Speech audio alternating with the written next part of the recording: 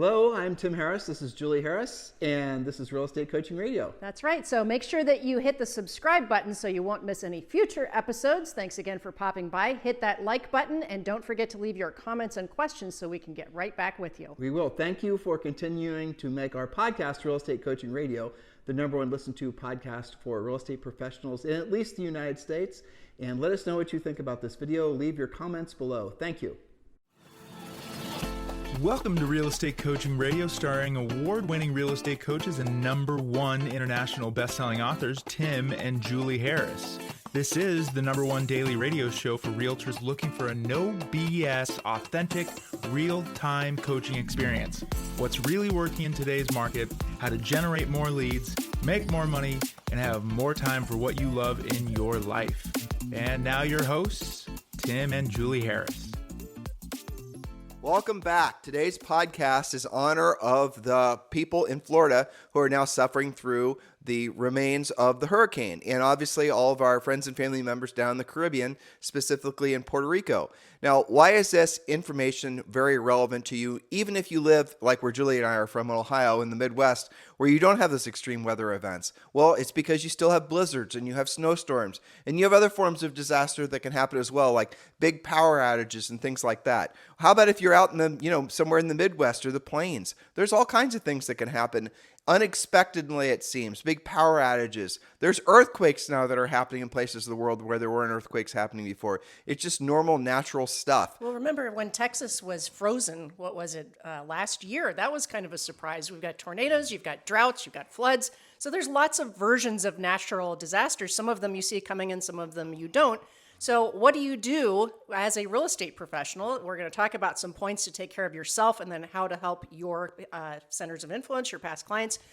Brad in Orlando, one of our great coaching clients, spent all day yesterday knowing that everybody was home, waiting for the hurricane to hit, while the phones were still working, checking on his past clients, his centers of influence, his friends, his neighbors, everybody, in his own neighborhood. So we'll talk about things like that, as well as putting your own oxygen mask on first. Actually, we'll spend most of our time, because these are going to be pretty quick points, because they should be mostly self-evident. The focus on this podcast is giving you a checklist of the things that you can be doing to be of service to other people. So we're going to assume that you've put your own mask on first. We're going to assume that you, if you're in a market where it's relevant, you have your own source of power, like we have to in Puerto Rico, where this massive diesel generator. We're going to assume you maybe have a backup source of water, which guess what? We also need one of those in Puerto Rico. Cistern. A cistern. Well, actually, they call them water storage tanks in Puerto Rico. Mm-hmm. Yeah, cistern's a Midwestern term, That's right? True. But the reality of it is we're going to assume that you've done some level of preparedness to protect yourself and your family if relevant. Now, what we're now going to focus on is helping you to then help other people that weren't as smart as you in preparing, so that you then can elevate your actual reputation. Some will call it your brand, but it's really your reputation in the community. We have known people, and we're going to give examples of this, agents who have actually followed these points. And, maybe there was a fire that happened in in California, or some other, disaster that happened. And guess what? They were able to, because they followed these points, they were able to elevate their brand, like I said, or their reputation in the community, to the point when the market returned to normal, they had all of a sudden become the #1 agent in the marketplace because of the fact that they just didn't hide out. They were actually there to help out. And that's what we want your mindset to be focused on, because disasters, oddly enough, create an unbelievable opportunity for new leaders and for leadership. And that's when people need leaders the most. And if you want to, how do I position myself in the community? How do I want people to really see me? What's my brand? Maybe these are thoughts that you have. Well, here's a great place to start. You're someone that actually gave a damn, not just through your words, but through your actions when people needed you most. And remember, guys, you can join Premier Coaching now for free. You can join Premier Coaching absolutely 100% for free. And yes, that does include a daily semi-private coaching call with one of our Harris certified coaches. Simply text the word Premier to 47372. Text the word Premier to 47372. You should go out and do that now. Look to see all of the content that you get for free. as soon as you join Premier Coaching. So just text the word Premier to 47372. Many of you are looking for direction in your business and frankly your personal lives as well. Well, guess what? Premier Coaching is going to be that direction that you need. So text the word Premier to 47372 or just go to members.timandjulieharris.com. By the way, when you text Premier to 47372 or you just go directly to the website, you're going to read about all the intricate, all the detailed, all the plans, all the scripts, all the everything that's included there. It's all listed off on the website that you guys are going to see when you text Premier to 47372. And also, there's lots of testimonials, things like that. People just like you who've went ahead and joined Premier Coaching. So do that now. Remember, when texting, message and data rates may apply. So let's jump right in. Whether it's a hurricane, tornado, forest fire, earthquake, alien invasion, I threw that one in. Could be. Right? You never know. What do you do? So how to help hurricane victims, obviously starting out with Florida and the Caribbean because it's most relevant. Just go to, and you guys can find this information, go to volunteerflorida.org, volunteerflorida.org. We're including this information in the show notes. You guys can just scroll down, whether you're on YouTube or on iTunes or Stitcher or whatnot, and just click that link. If you want to volunteer, that is a great place to start. The nonprofit is asking for donations by making a gift to the American Red Cross Disaster Relief Fund. And obviously, you can also go to redcross.org or call 1-800-RED-CROSS or text the word Red Cross. Hey, they stole our idea. Or text the word Red Cross to 90999 to make a $10 donation. Now, I'll suggest this as well. What we're going to do is we're going to get into some points that are going to be relevant to how you can actually directly, with your own hands, help people in your community. You don't just have to hide behind your computer screen and donate money to this or the other thing, though those are certainly worthy causes. Another one Julie and I are big advocates of, always have been, is the Humane Society. So you can obviously reach out to aspca.org or the humanesociety.org and help any of the wayward pets. Now, this is something that's fascinating that happens in Puerto Rico. Julie, just briefly tell them about how they are organized to shuttle out of Puerto Rico, and they've been doing this since Maria. Dogs, cats, all kinds of things. Actually, I read about a flight that's happening this morning. Well, tell them. And it's Pilots for Pups program. Their logo is "Let the Fur Fly." And so what they do is they go to, in the case of this morning, they went to some shelters that had been, basically destroyed by Hurricane Fiona. Nobody's going to adopt those pets. They put them on a plane. They fly them. Today they're going to New Jersey, and when they land, the cats and dogs already have adoptive families waiting for them literally on the tarmac. They do these flights all the time. So there's lots of different really great organizations for pets, wayward pets, stray pets, etc. So don't forget about them in the different disasters that we're dealing with as well. It's also worth mentioning, I remember the story, we share this with you guys on podcasts occasionally. Julie had a great coaching client. This was years ago. Super introvert, very sweet gal, but absolutely positively did not see herself as a salesperson. But one of the things that Julie had her do is there was a local Humane Society that actually had a storefront. And it was a private one, and it was a no-kill type shelter. And she would show up there every day. She even did this before she got into real estate, if I remember correctly. Yep. She'd been doing it for years. And she would go and walk the dogs there it was a beach community, so she'd walk the dogs on the beach. And she just did this as part of her routine. And Julie had the idea, and one of the things the dogs had to have on is this little fluorescent vest.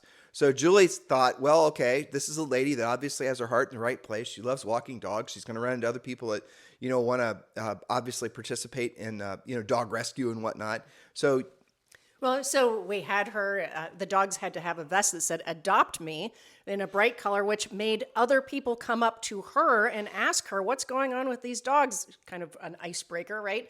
And then that would lead to the conversation, kind of a Ford-like conversation where they'd say, well, surely you don't do this for a living, right? You're volunteering. What do you do for a living, right? Occupation. Then she talked about real estate. Then that opened the door for her to ask, who do you know who I should be helping with real estate? Well, and you know what? Within 90 days, she had 8 pendings. But you also had her didn't you have her wear a t-shirt or a vest herself? I think hers said "Adopt me" as well, something that got people talking. Yeah. And she ended up turning this into a daily thing. She spent 2 or 3 hours a day. She went to multiple non-kill shelters where the mostly dogs, they needed to be walked. And so she was prospecting. Now, she would not say that she was prospecting. In fact, one of the first things she said to me was, "I'm not a prospector." So we just kind of turned it around and had other people talk to her and make the conversation turn around to real estate. Well, but the point was she did it consistently. Very consistently. And, she was being of service to those shelters, but she also created a lot of real estate transactions because she wasn't just walking on the beach. She was also walking in some beach communities, some neighborhoods. This was part of her routine, and a nice byproduct. She also got in really good shape as a result. So she was doing it during the times of day when there weren't tourists there, during work Yes. days, and who's on the beach or who's walking around outside, just the neighbors. Do you remember what community that was in? It was in it California. was in wasn't Central California. I think she was in Monterey County. it? Okay, all right. So let's stay focused. Next, first point. First official point. Yes. When disaster strikes, stay calm and committed to being of service. Be the leader in your community. This must be your mindset when disaster strikes. In other words, don't wait for someone to save your bacon. You go out and save other people's bacons. And here's for example. There was a coaching client we had that was in Big Bear. Was that the community? I think that's right. Yeah. You're talking about the fires, I think? Yeah. But there's two big communities, Big Bear and Arrowhead, right? Yeah. Maybe it was Arrowhead. Anyway, it was in California. Fires hit. The whole community basically was cut off from the rest of the California. They weren't letting people go up the mountain or down the mountain. They closed the roads. The fires were just doing what the fires were going to do. He stayed up on the mountain, and there were some other people that stayed there too. He didn't get out in time, so he just stayed. And the way his house was, he cleared long ago all the trees and whatnot from around his house. And by the way, his house is also fire resistant. When you live in California, you know what I'm talking about. So what he did is he was able, and he still was able to communicate. So he went and started checking on, starting with his neighbors' houses, and then he started checking on his centers of influence and past clients' houses. Didn't he send them pictures did. that their houses were still okay because they Exactly. weren't there? He was sending him pictures, and if you'd watched the news, you'd thought basically the whole neighborhood had burned down, which in essence it was trying to. But he was able to take pictures of everything so people knew it was actually happening in their communities. After the storm clouds cleared, or in this case, the smoke went away, and people started returning, you don't think he had almost an unfair advantage in the marketplace? Of course he did. This is what we're talking about. Point number 2, and we just did talk on this, so we can go relatively quick through that That's point. okay. So in order to be of service to everyone else, you have to do point number 2, which is put your own oxygen mask on first. What is your plan to deal with disaster? A go bag with water, emergency plan for picking kids up at school, where you're going to board your pets if necessary, medication bag.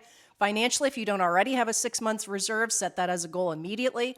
Actually have a plan, because if you don't take care of yourself first, how can you help everyone else? So back to California, we have known people who drive around in their cars, especially if they're in Southern California, with go bags in the back of their cars in the event that there is indeed some reason that they can't get back to their community because of the roads being closed because of fires. Now, I remember, again, having billions of coaching clients in Southern California. We had coaching clients that would actually get together in their community and help people put go bags together. Yes. Right? So that became another way for them to make a contribution. The bag was, guess what? Branded with that individual agent's information, and within the bag were the things. Now, the agent didn't buy all these things. It was just a list of the things that were supposed to go in the bag. So they showed up. They learned about what's supposed to go in the bag. They were given a bag with the agent's information. Those bags are always going to be out. They're never going to be thrown out. You're talking about a good long-term branding thing. Well, there you go. That's fantastic. That's happening in our neighborhood in Puerto Rico right now for kids. They're assembling backpacks with a water bottle, things like that. So you guys can do that as well. Point number 3, have a list of evacuation details. Share those with your past clients, your center of influence, your database. Ideally, you have a hard copy. You can drop that off because guess what? The internet and phones might go down. So again, a great door knocking leave behind. So for example, where do you go if there's a threat to your area? Hurricane shelters, fire paths, evacuation centers, area hospital phone numbers, local contact organization, the Red Cross. Sometimes you gather at a church. I had some of our Florida clients were posting where the high ground had been organized by their community. So point number 4, you can create a local Facebook page called We Survived Hurricane Ian, or We Survived the Earthquake of San Juan Capistrano, whatever makes sense for your area. Know how to create a page quickly so people can access critical details and connect with your community and their families easily via their cell phones. You might also do that on WhatsApp. I was about to say that. Maybe not even do it on Maybe not even do it on Facebook. Do it on WhatsApp. Yeah. Easier to access, and then you don't have to. And everybody's carrying the phone. Completely, and you don't have to have a Facebook account. That's true Yep. too. All right. Point number 5: dedicate the days and weeks after disaster to urgent and caring outreach. That, of course, applies to your family, your past clients, your neighbors, anyone you can help. Be the one who cares and committed to doing what it takes. Phone calls are most efficient, But again, phones might be down, so load your car up with water and cookies or Subway sandwiches and make your rounds. Well, so this is a good place to interject. You are going to, like when Julie and I lived in Ohio, I remember there was many ice storms, and the ice storms would oftentimes take the electricity out. Ohio has a very stable grid. There's not a big power problem there, like in Puerto Rico, right? Yeah. And so you could pretty much rely on, the services being offered through the state. But the reality of it is that there would be times when the electricity would go out, and it would be out for a long damn period, and always during the coldest times of the year. And then the local hotels would fill up. So really, if you're living in any of those communities, if any place, you always want to have a plan B, and the plan B could be a backup generator. Well, maybe your neighbors don't know that. Maybe you could, help them create plans for that sort of thing. How about this? You're in a community where there's elderly people. Elderly people are going to need your help. Whether it's the winter, they're going to need help clearing their driveway. So maybe one of the things you could do is you could you could grab a shovel and do it for them. There's an idea. I mean, Julie and I used to do that in our neighborhood, but and we actually had neighbors that had snowblowers that would do that all over the community. But another move would be is to have a list of trusted people, service providers, and have those people essentially the phone numbers and all that information at hand when it comes time to help people out during disasters. You have to be the calm in the storm. That's the big takeaway. You have to be the person that they're going to remember, help them when they needed the help the most. You will cast in stone in their minds forever, for generations to follow, as being the person that was there to help them, when nobody else was. Because most people, when there's disasters, when there's any kind of stress, what do? They don't know what the hell to do. They panic. Then they panic and they hide out underneath their staircase waiting for someone else to save their bacon. You be the bacon saver opposed to the person hiding out. Point number 7. Point number 6, when you do your outreach, provide a list of recommended service providers. Again, a hard copy is best. This should include repair people like roofers, carpenters, insurance company, quick contact numbers, FEMA, Red Cross, emergency pet rescuers. If you can get discounts from your service people, see if they'll pass that along to your own past clients and neighbors. Help people out in their time of need. You're helping the service people as well as the people who use them.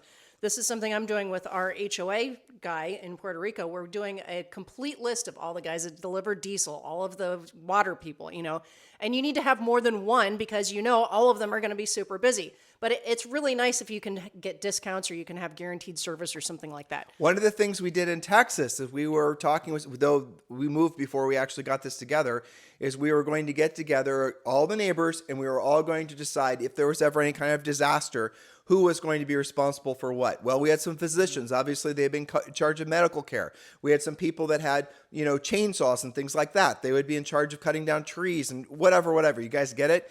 Everyone was going to contribute to the community itself, essentially, dealing with what might be a temporary or a longer term, disaster recovery. You just don't know. You have to be prepared. But even if it never happens, this is not all about prepping. This is all about positioning yourself as a leader in the community. Point number 7.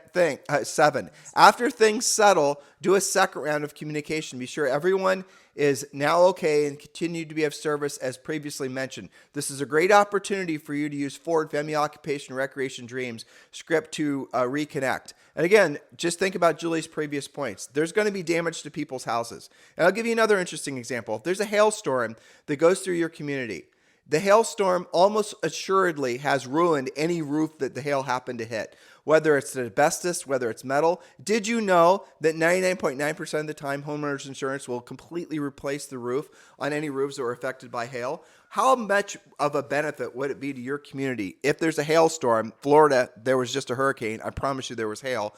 If you were to actually start calling or going to the neighbors and letting them know all the different, potential roofers that they can call out to look at their roofs for the sake of getting the roofs replaced. That's just an example. Well, or this adjuster is going to be in the neighborhood. Who wants to be on the list for them to visit? This is really, truly being of service. If you guys want to know how you can dominate a community, be a service, be service-minded and help them. So point number 8, our final point, always ask, who else do you know who could use my help? Do this throughout the process. Don't worry about when do you plan on moving. Don't be tacky. They'll remember that you were there during a stressful time and referrals will come. This is important work to take seriously. If you're not helping, somebody else is, hopefully, but be the one that everyone knows they can count on. Talk about, what happened with your client in Big Bear in the mountains. He became very dominant and really well known, partially as his work after that disaster occurred. That's right. And so at the end of the day, this is what we're talking about. You will feel the most contentness, the most really purposefulness in life when you are being of service, when you're helping other people. And when there's a disaster of any variety that strikes, what a better time for you to be of service to other people. And some of you are living in these communities. Julie and I, last summer, we took a few months off, 2 months off, and we drove all around the country. We went to 23 different states. We met a lot of you along the way on the road. And we went to communities that were definitely experiencing a lot of social unrest and strife of that nature. Well, there's ways for you to possibly contribute and help people out in those environments as well. So the bottom line is, don't wait for somebody else to be the leader. You be the leader in the community. It starts with your mindset and the realization that, frankly, people are definitely going to need you. If you're in Florida right now, and you're an agent and you're looking for what to do and you're kind of tired of watching CNN, my strongest of suggestions is take this list and start applying immediately. The easy button is going to be start calling all your friends and your family members and making sure they're okay, and then start pushing out in your list. If you don't have a list, this is a great time to start a list by starting to call all your neighbors. If you can go outside and door knock and ask them if it's okay, get a list together, go knock on the doors, give them a list of service providers. Be of service to other people.